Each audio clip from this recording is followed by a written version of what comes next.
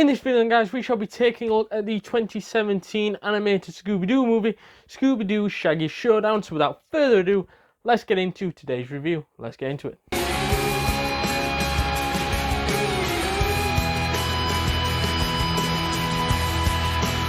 So I thought then that this particular Scooby Doo movie was good, it was decent. However, it's got a long way to go till it reaches the levels of like Witch's Ghost.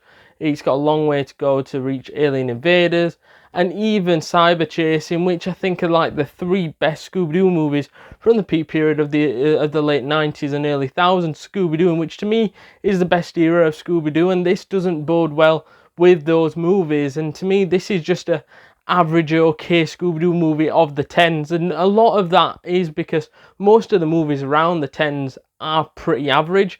There's only one or two that stand out in my opinion, like WrestleMania Mystery, which we've covered, so check that out. But other than that, I don't think there's many good mysteries in the 10s. Let me know if there's any that you like in the 10s, but this one in particular just screams a bit average, bit like similar to what we've seen before, nothing special. But yeah, I just think it's not as good as what we've previously seen before.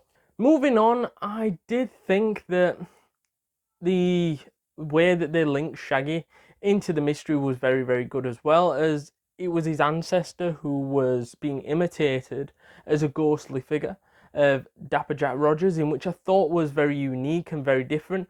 However, I also liked how they basically presented this thing throughout the movie that he is an outlaw and he is a thing from the Wild Wild West, a major villain-like guy, and in fact he was just a normal person in the Wild Wild West, being positive, spreading positive energy, until he was framed because the villain got jealous of the work he was doing for the community and the stuff that he was doing that were really, really positive, and decided, I'm going to frame him to give him a bad rep.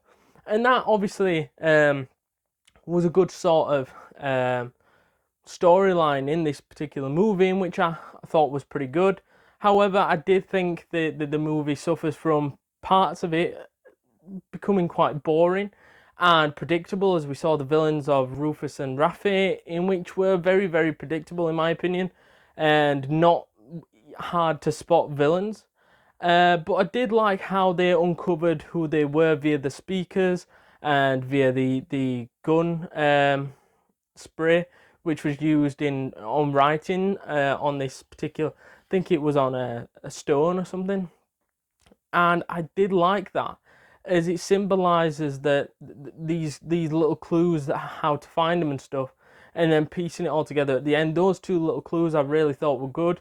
And also the end scene was also great, of Shaggy and Scooby chasing down Rufus, in which was mint in my opinion, and a great end to the movie. Although I think that the movie suffers from this element of being quite boring, quite stale, and it's not one of the most entertaining Scooby-Doo movies, I must admit, but I think it follows on a decent adventure, and if you're into the Wild Wild West sort of stuff, you might enjoy it more. But I'm not into that sort of stuff, so I feel that might impact my view on this movie. But also, I think if I'm basing it off of other Scooby-Doo movies, it's nowhere near the levels a Scooby-Doo movie should be, and that's why, to me, I think this is quite low down on the pecking order, simply for that reason. I did think the villain was good, like I said, the ghostly figure of Dapper Jack Rogers, in which seemed to be like a good ghostly figure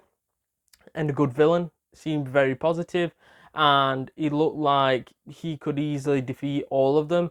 Looked very scary and promising. That's a good villain. However, I think that the whole story line and everything seemed to be getting a bit stale towards the end of the movie, in which you sort of end up just thinking, well, you've got half of it right, sort of thing, and they got elements of it right. I just don't think the whole piece together Scooby-Doo episode was amazing. I think, like I've said with a few other Scooby-Doo episodes, I think if this was a 20-minute episode in, like, say, What's New Scooby-Doo, or one of the others like Be Cool Scooby-Doo or something like that, I think that might have helped this story and this storyline. However, since you're cramming all this, since you're cramming it into an hour episode, you can clearly see parts of it are going to get quite boring and stale because you're stretching it out too far. You're cramming in all this extra crap to make up for that hour instead of just making it a 20-minute episode and making it work. And to me, I think that's what this suffers from, and so do many of the 2010 Scooby Doo episodes, in which just go a bit too far and a bit too long, in my opinion. Finally, I thought that the actors and actresses were great, as we saw the likes of Frank Welker, did an amazing voiceover yet again. We saw the likes of Griffin, Matthew Lillard, we saw the likes of Kate Micucci, Gary Cole, Carlos Alazraqui, and Max Charles, in which were all great in the voiceovers for these iconic characters. To summarise this Scooby-Doo movie then, I thought that it lacked quite a lot to be up there with the very best.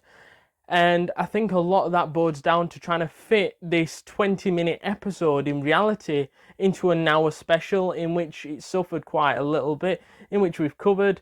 And I also think that the whole premise around it just didn't quite fit. They got half of it right, the storyline and several other parts, the ancestor stuff, but they failed to make the movie full entertaining. Hence why I've rated this movie a 6.7 out of 10 and a absolute average film. So let me know down in the comments down below whether you agree or disagree with anything I've said. Is it good? Is it bad? Let me know down in the comments down below, please. Also, we've noticed that not enough people have been subscribing to the channel, so hit that subscribe button now, please. Hit that like button, hit that notification bell, and I shall see you guys in the next one. Laters.